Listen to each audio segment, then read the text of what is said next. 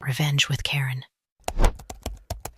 I knew something was off when I smelled burnt motor grease before I even stepped onto the floor. Conveyor 2C was whining again, just a hair off alignment, and if you knew how to listen, it sounded like a dying raccoon stuck in a tuba. But that was my rhythm. 19 years of it.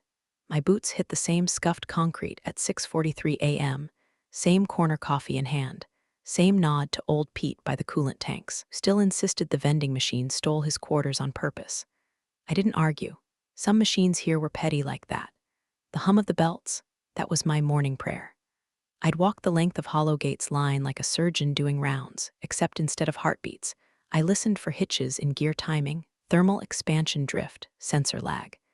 My fingers could read miscalibration like Braille.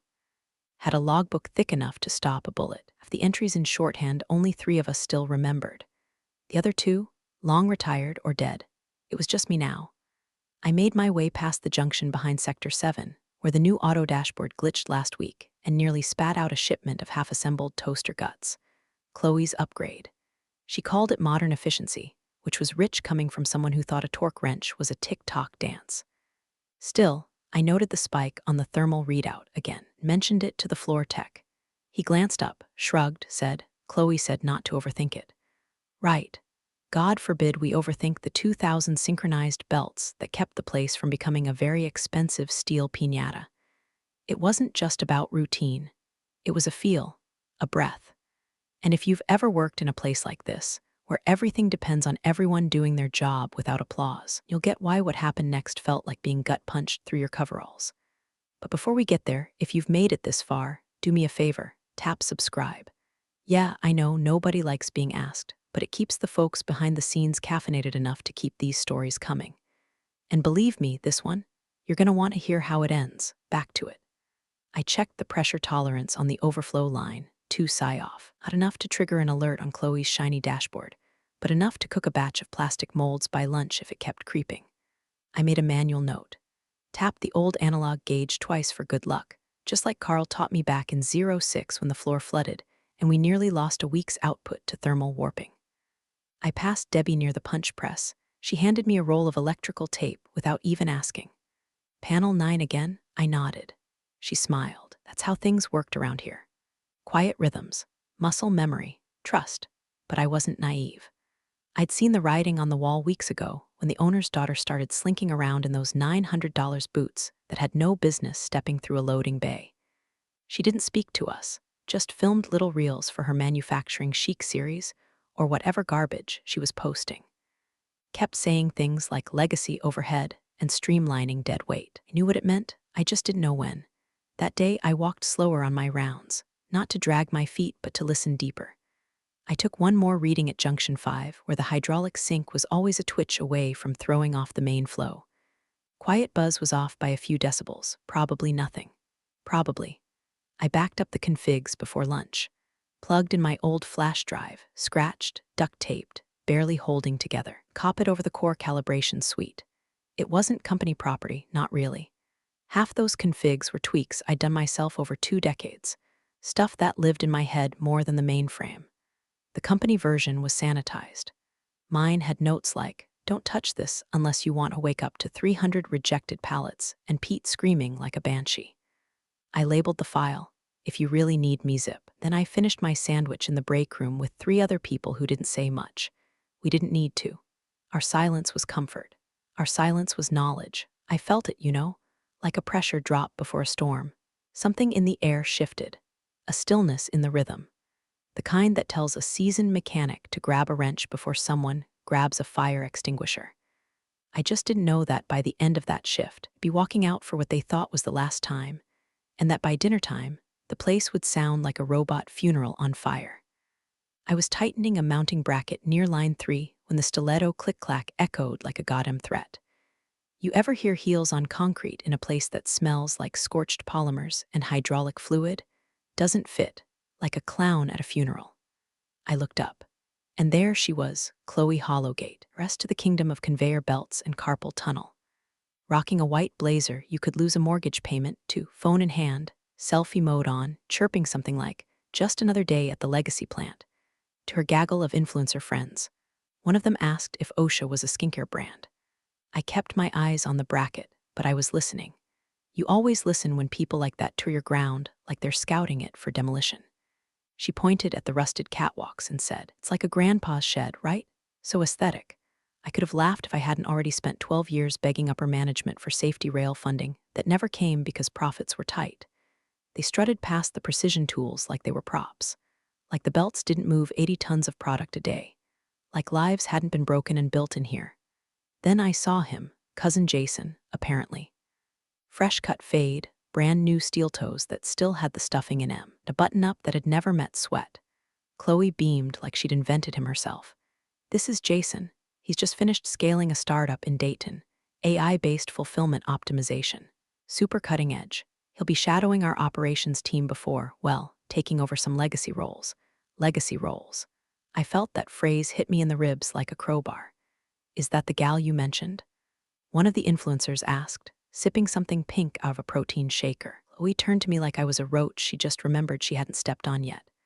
"Oh, Melanie, hey, yeah, so we're giving your job to my cousin." Just like that. No meeting, no paperwork, no HR sanitized send-off or we regret to inform you. Just standing in grease-stained coveralls with a wrench in one hand and my relevance being chucked out like last week's cracked gaskets. No severance. No thanks. Not even a fake hug. I stared at her for a second too long. You could tell it made her nervous. Not because I'm scary, because I didn't flinch. I wiped my hands on a rag, folded it slow. "Be sure he knows where the manual valve override is," I said. "It drifts sometimes in the cold." Jason gave me a smile like I was a dog that just barked funny. Chloe laughed and said, "Oh, I'm sure the software will catch that kind of thing." "Yeah, okay." I walked past them, logged my final entry in the calibration book. Handoff denied. Recommend system audit. Slid it back in my drawer. Clocked out at 5:02. Nobody followed, not that I expected them to. Outside, the rain had started, not a storm. Just that steady misty kind that soaks you slow and silent. Pennsylvania in late fall, the air smells like rust and endings. I stood by my truck for a minute, listening to the factory hum like it always had. Lights inside flickered. Conveyor 2C coughed, real soft. I smiled. They had no idea what they'd done, not really, because I wasn't just in the system. I was the system. The spaghetti was overcooked and the sauce came from a jar, but I didn't care. I ate it straight from the saucepan with a fork I didn't bother rinsing first. Old habits die hard when your shift used to end at midnight, and dinner was whatever didn't rot in the fridge. I sat by the open screen door, kind with the bent corner that lets in every goddamn mosquito in Pennsylvania, and I listened. There it was, low and steady, the hum of Hollowgate manufacturing 4 blocks east and downhill. If the wind blew just right, you could catch it like a whisper through the trees. A soft mechanical lullaby, belts, gears, pressure valves clicking in their unison symphony. But tonight it sounded off. Not broken. Not yet, just unsure. Like a band playing without their drummer. I took a swig of beer and leaned back in the creaky chair that used to be my dad's. Let my boots rest on the screen's bottom rail. And for a second, I let it all wash over me. Not just the day, not just the insult, but the years. All of them. I remembered my first shift at that plant. 19 years ago, give or take. I showed up wearing knockoff work boots from a discount bin and a ponytail that still smelled like cheap conditioner. But the older guys gave me the side-eye, like they didn't think I'd last past lunch. Hell, I wasn't sure either, but I learned, fast, faster than anyone wanted me to. I memorized the rhythm of the belts before I learned half the employees' names. I figured out that Conveyor 9 liked to seize up in humidity, and that Line 6 coolant valve needed a slap with a socket wrench when the pressure dipped. Nobody taught me that. The manuals didn't have it. I listened. I adjusted. I tuned the floor like a damn instrument. I outlasted 3 plant managers, survived 3 system overhauls, 2 budget collapses, and 1 fire. I trained people who got promoted over me, replaced me, forgot me. But the machines didn't forget. That hum knew me. It trusted me. I got up, walked to the junk drawer, pulled out the old flash drive I'd used since before anyone knew what cloud storage meant. It had my initials in Sharpie and a crack in the plastic where it once got slammed in a file cabinet. I plugged it into my laptop, opened the calibration suite. There it was, the master file. A Frankenstein mix of legacy configs, manual overrides, hand-typed notes, and patches I'd coded myself when the new software didn't account for belt lag. I hovered over the file name for a second. Thought about just deleting it. Let them drown in their pride. Instead, I renamed it. If you really need me, Zip dragged it to the desktop. Took another sip of beer. They'd need me, not today, maybe not tomorrow. But when the cold snap hit and the manual valve drifted 0.8 degrees too far, or when Conveyor 7 stuttered during a triple load and the software shrugged its shoulders, that's when they'd remember the woman in the oil-stained jacket they tossed out like expired lunch meat. That's when they'd call. They wouldn't get the same Melanie. They'd get the version who knew exactly what she was worth. And this time, she'd make damn sure they learned it too. At 5:29 p.m., Conveyor 6A coughed like it swallowed a wrench. Not loud, just a metallic hiccup in the belly of the beast. Most folks wouldn't have noticed, but old Pete did. He'd been sweeping near the torque rack when it happened, and he froze mid-push like his spine had heard it first. A minute later, Conveyor 7B stuttered, then surged. Not enough to stop the line, but enough to scatter product like confetti down the chute. A dozen hydraulic arms twitched out of sync, spilling molded casings into the collection bins like busted teeth. Nobody said anything yet, not at first, because you never want to admit a system that big just flinched. By 5:47, 3 lines were flagged for recalibration. Jason hadn't noticed, was still busy taking selfies in the control room with Chloe's overpriced tablet, grinning like he'd cracked the pentagon because he learned how to mute the alarms. Then 6 o'clock hit. 30% of the belts off tempo. Load timings collapsed into a chaotic symphony of near misses and hot spots. Section 4 overheated. One temperature sensor read 0. Another read 217 degrees Fahrenheit. Neither was true, but the system didn't care, just obeyed the numbers. A junior tech named Ramon, who'd only been on the floor 2 weeks, ran to the terminal and tried a manual reboot. The screen blinked. Invalid credential. He tried again. Same result. The terminal wasn't locked, it just didn't recognize him or anyone. Because nobody ever revoked Melanie's credentials. He called IT. They were confused. She's still showing as primary operator, someone mumbled on the phone. The override token's been deactivated. That's not supposed to be possible. Meanwhile, Chloe was standing in the upstairs office with a kombucha in one hand and a spreadsheet on her phone, completely unaware that downstairs was sounding more and more like a malfunctioning pinball machine. Jason tried to explain it away. It's just some legacy issue. The system's outdated. I was literally just talking to a guy in Dayton about migrating us to a smarter backend. Fine smarter, Pete muttered as he unplugged a melting actuator. Chloe flapped her hand like she was swatting flies. Tell IT to hard reset the interface. Just reboot it. That's what tech does, right? Pete looked at her. His face, usually lined with indifference, was creased now with something sharper. You can't just reset a mechanical system mid-load. It's not a Netflix app. This is a chain reaction. You reboot without sync, you burn the floor. Chloe had already turned away, texting someone. Probably another behind-the-scenes post for her followers. By 6:08, the factory sounded wrong. The hum, the rhythm, it was broken, lurching. Half the sensors were offline. Half the backups weren't syncing. The auto-sorting arm dropped an entire crate of semi-melted plastic parts. Emergency lights started blinking amber. The AI assistant chirped like a wounded bird. Still, Chloe smirked, sipping her ginger turmeric like she'd just won a poker hand she didn't understand. That's when the night foreman stormed in. Boots slamming like thunder on the metal stairs, hard hat askew, jaw clenched. He didn't knock, just pushed the door open so hard the stopper cracked. Tell me you didn't fire the system calibrator. Silence. Jason blinked. We reassigned her. Chloe said, I don't care what Chloe said. The foreman's voice was steel dragged across gravel. You know what a cascade fault is? No, good. Cause we're 3 minutes from one. And the only person who could have stopped it clocked out yesterday with a damn smirk. Chloe swallowed. First time she'd looked small. Her mouth opened, then closed again like a goldfish at a funeral. Down on the floor, 2 lines were manually shut down to avoid damage. Production metrics dropped 41%. Orders backlogged. Every operator who knew better had already stopped looking at Jason. The machines were still moving, but now they moved scared. Offbeat, out of tune, like a drummer missing from the band. By 7:11 p.m., the first full line went dark. Not paused, not flagged. Dead. Conveyor 4C gave up the ghost with a high-pitched whine and a flicker of sparks as the auto brake failed to engage. The belt seized mid-load, backing up 2 feeder units and knocking 1,200 half-formed casings out of alignment. Then the real unraveling began. Over in Sector 9, a mechanical pusher fired prematurely, driving a finished unit clean through its packaging. The sound echoed like a shotgun blast. Workers ducked. One operator hit the emergency stop, not because protocol told him to, but because instinct did. He was shaking when he stepped back. By 7:38, 6 lines were halted. 3 manually, 3 by mechanical fail-safes that hadn't tripped in a decade. The emergency shipment due for 8 o'clock, a contract deal with a buyer that had penalties per minute written into the fine print, wasn't even halfway assembled. Jason had stopped pretending.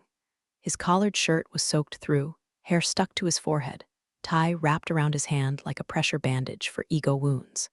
He was at the console, flipping between tabs of digital schematics, each more useless than the last.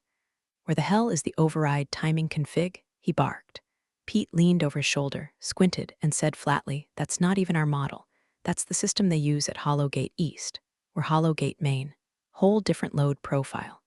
Jason looked like he'd just been told gravity was optional. Chloe stood at the glass office window, staring blankly at the mess below. He hadn't spoken in 10 minutes. The last thing she'd said, before the belt snapped near the cooling tanks, was something about calling the vendor. No vendor was going to fix this. Not when the timing sync relied on handwritten notes kept in a battered 3-ring binder with coffee stains and duct tape. The same binder Chloe once laughed at. Called it a boomer Bible. It was now locked inside Melanie's desk drawer, right beneath the handwritten calibration map that showed how to reprime the belt oscillators without frying the entire control system. Jason finally turned and snapped, "We need her files." Pete didn't look up. "Too bad you fired her." Chloe whispered, almost to herself. She said something, valve drift in the cold. What did she mean? Pete turned slowly. "She meant the machines don't care what your app says. They care what Melanie said." Jason's hands trembled, pulled up a software override form, hit submit, and got another credential error. The factory had locked him out again. Back in the control room, red lights blinked like Christmas in hell.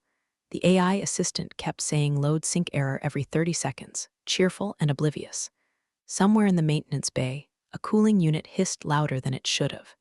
The heat had climbed 6 degrees across the plant floor. Nobody knew why. By 8:05 p.m., shipment deadline passed. Chloe's phone buzzed with a missed call from corporate procurement. By 8:17 p.m., union reps had arrived, clipboards in hand, eyes scanning every inch of the chaos. By 8:22 p.m., Jason had officially stopped speaking. And across town, under a crocheted blanket her mother made before the arthritis took her hands, Melanie slept. Peacefully. No alarms, no blinking lights, just the soft whir of a box fan in the corner and the muted sigh of rain tapping on the tin edge of her porch roof. In the plant, the hum was gone. And in her sleep, Melanie didn't even twitch. The owner called at 9:03 p.m., not a text, not a Slack message. An actual phone call, something he hadn't done in years unless someone died or the plant caught fire. Chloe answered on the second ring, voice tight with pretend calm. "Hi, Daddy." His voice hit like a rusted crowbar through drywall. "What the hell is going on at my factory?" She hesitated. Then, with all the maturity of a YouTube apology video, "It's like a system glitch. Maybe an electrical fault. Jason's looking into it." There was a pause on the line, not silence. Just the kind of pause that tells you someone's eyes just narrowed in real life. "I've got procurement breathing down my neck, Karen in legal screaming about breach clauses, your mother texting me about influencer drama. Don't insult me with system glitch. Put someone competent on the phone." Chloe looked around. Jason was in the server room, hunched over the mainframe like a man reading his own autopsy report. A single fluorescent bulb buzzed above him. His button-up was untucked, face pale and streaked with tears. At some point, he'd opened a Red Bull and spilled it on his lap. He didn't notice. The floor foreman, Greg, and whose beard had seen more recessions than Chloe had seen job titles, walked in without knocking. He wasn't out of breath. He wasn't yelling. That made it worse. He held the call button up. "Mr. Hollowgate wants someone competent. Here." He handed her the phone. Chloe froze. The foreman took it. "This is Greg," he said, voice low. "Even you want the truth? You removed the one person who knew where the damn heartbeat was." A beat. "Yes, sir, her, Melanie." Another pause. "No, she didn't document everything. Because not everything can be documented when you've got 20 years of calibrations done by feel, not code. Your daughter canned the brainstem of this floor and replaced her with a startup brat who couldn't find the load sync register with both hands and a map." Chloe opened her mouth to object. Greg held up a hand without looking at her, like she was a dog barking at the moon. No, sir, I'm not being dramatic. Conveyor 6A collapsed mid-shift. 7B through load errors. Temp sensors failed. Emergency orders missed. We've got union reps counting minutes. And your cousin Jason? Greg pointed with his thumb toward the flickering server room, where Jason was whispering something about rollback protocols to a terminal that refused to even recognize him. He's crying in the dark, sir. Greg handed the phone back to Chloe. She didn't take it. Instead, the factory CFO, an anemic man named Phil who rarely looked up from his spreadsheets, slid into the room with a folder and a face like he'd just read his own firing notice. We need to call her, Phil said. Chloe blinked. Who? Melanie. No. Chloe, Phil said, softer now, like he was negotiating with a hostage taker. If we don't fulfill those contracts by morning, it's breach territory. Not a slap on the wrist, millions. Arbitration, legal review, audit flags on our vendor scorecards. We'll bleed for months. And you know what I don't see in our burn rate? He held up a spreadsheet with a red box circled in Sharpie. Catastrophic failure due to ego. Chloe said nothing. Phil leaned forward. She has a flash drive, a backup of her configs. We both know it. That's what she does. She prepared for you. Jason suddenly appeared in the doorway, hair sticking up, lips trembling. Tried the override script, it locked me out again. It says access denied, legacy token conflict. I think she booby-trapped it. Greg chuckled. Phil didn't. Chloe's hands shook. She picked up her phone, hovered over Melanie's contact. She didn't dial. Not yet. Because calling meant admitting something she'd never said aloud. That someone older, quieter, less polished, and more essential than she'd ever be had built something irreplaceable. And tonight, it was breaking because of her. The call came at 6:42 a.m. sharp. Not a minute earlier, not a second later. Melanie was already awake, sitting at her tiny kitchen table in a robe that had seen better years, sipping black coffee from a chipped mug that said world's okayest employee. The screen door was open again. Autumn wind curled in like a warning. She could already hear it. The factory wasn't humming. It was coughing. Her phone buzzed. Unknown number. No caller ID. She stared at it for a second, picked it up and said nothing. Let the silence answer. A familiar voice came through, not barking, not corporate, just tired, like someone who finally realized they were sitting in a hole they helped dig. Melanie, it's Robert Hollowgate. Still, she said nothing. Let him sit in the mess he helped create. It was her turn now. We didn't realize, he continued, voice low, stripped of every layer of executive polish, how tied everything was to your protocols, your work. Or he paused, exhaled, your rhythm. She closed her eyes and let the silence stretch just long enough to make him sweat, not to be cruel, just to rebalance the scale. Finally, she spoke, voice level and clear. You realized you just didn't listen. He didn't argue. She took another sip of coffee. I'll consider returning, she said finally, but I have conditions. He didn't hesitate, name them. I'll send a list, she said, one email. One time, you agree to it all. I'll walk back in. You push back on a single clause, you can watch the floor bleed until Q4. The line was quiet for a moment. Then, understood, she hung up. No pleasantries, no fake promises, just business the way they always claimed they wanted it. She walked to her old laptop and opened a clean draft. Subject, return terms. Beneath it, she wrote 12 bullet points. No fluff, no begging, just facts. Full reinstatement of prior role, in your Systems Calibrator, plus operations consultant title.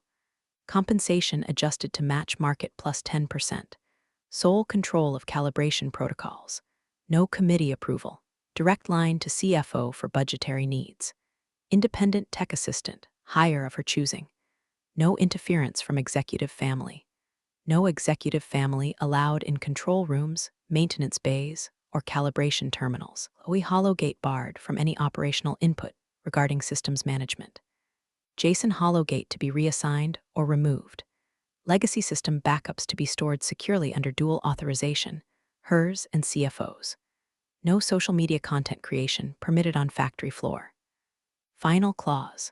Violation of these terms results in immediate resignation with full severance, retroactive bonus, and public statement of fault issued by executive office. She attached a single file. If you really need MeZip, then hit send. She didn't check for a reply, didn't need to, because if they wanted the factory to live, they'd meet every line without question. And if they didn't, well, she had peace, they had chaos. The boots hit the concrete like they never left. Same scuffed toes, same oil-stained laces, Same sole with the worn spot near the heel that always squeaked by the coolant tanks. Melanie walked through the service entrance at 7:12 a.m. with the same gait she had 20 years ago. Steady, unbothered, immune to the anxious glances, and side-eye from people who suddenly remembered who'd held this place together. She didn't pause to wave, didn't nod, just walked with the kind of silence that speaks louder than panic. In one hand, her battered thermos.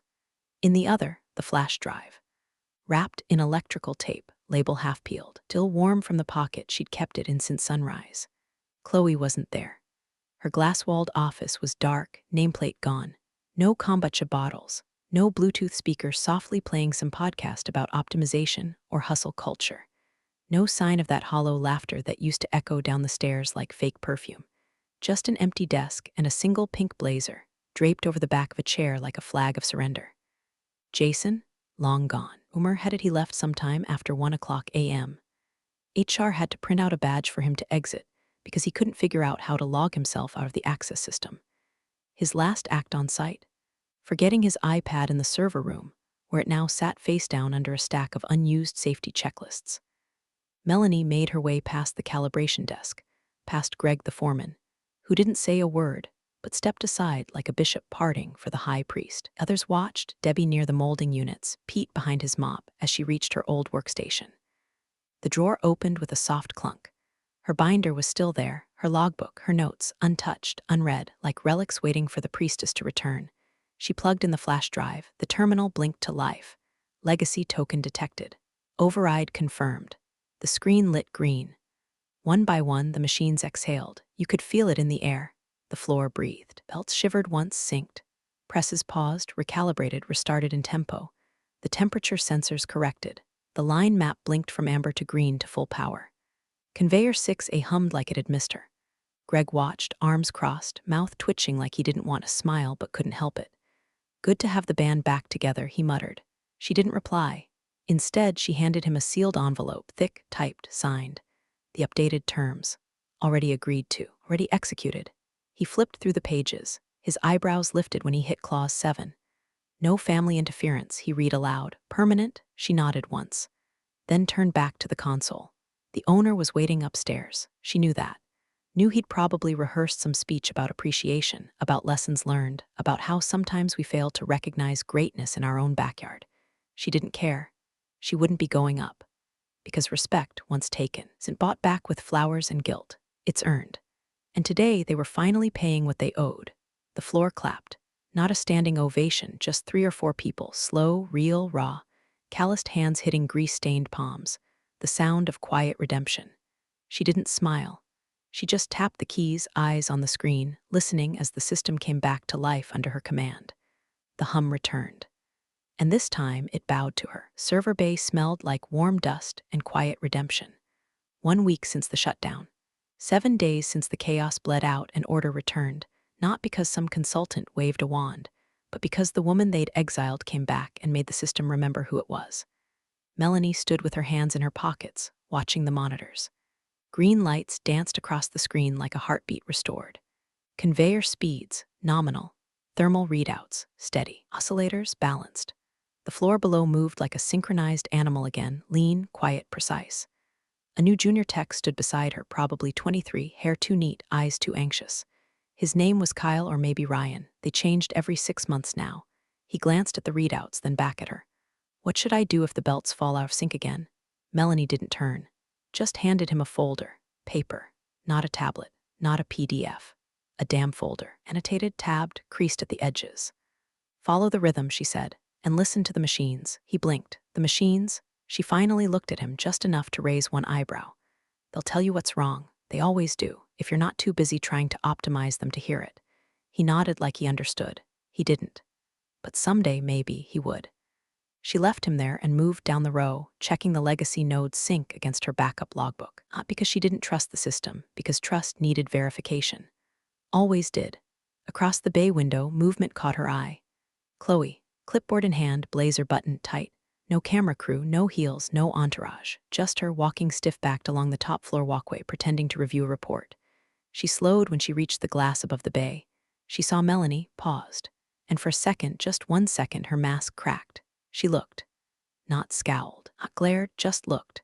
eyes lingering longer than they should have. Melanie didn't move, didn't nod, didn't smirk. She just stood there, steady as a pressure gauge, letting the moment stretch. Then Chloe looked away and walked on. No words, no apology, no need. That was the victory. Not the applause, not the paycheck, not even the contract that now bore her name beside the owner's, equal signatories. The real win was this: silence where there used to be smugness, deference where there used to be dismissal. A system that ran smooth not because it was coded right, but because it remembered who made it whole. The camera feed looped on the main monitor. Green-lit conveyor belts. Thermal systems breathing in rhythm. Everything moving like it had a soul again. Some systems don't run on code, they run on memory.